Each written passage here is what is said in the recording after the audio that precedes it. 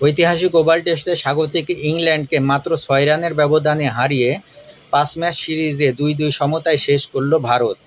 পঞ্চম দিনের নাটকীয়তায় ঠাসা এই ম্যাচে শেষ উইকেটের জন্য চলছিল দম বন্ধ করা লড়াই। তবে সেই লড়াইয়ে শেষ হাসি হাসলেন মোহাম্মদ সিরাজ, আর বিফলে গেল জো রুট, হ্যারি ব্রুকসের সেঞ্চুরি। শেষ ইনিংসে ৩৭৪ রানের লক্ষ্য তাড়া করতে নেমে ইংল্যান্ড অল আউট হয়ে যায় ৩৬৭ রানে। শেষ উইকেট হিসাবে অ্যাটকিনসন বোল্ড আউট হয়ে গেলে ভারতের জয় নিশ্চিত হয়।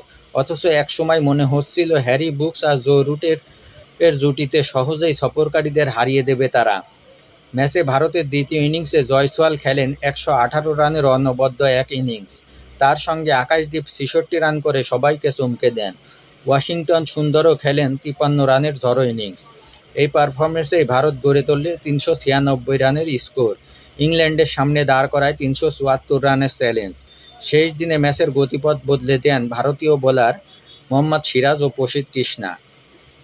১০৪ রান খরচায় সিরাজ নেন ৫ উইকেট, আর প্রসিদ্ধ কৃষ্ণা ১২৬ রান খরচায় নেন ৪ উইকেট।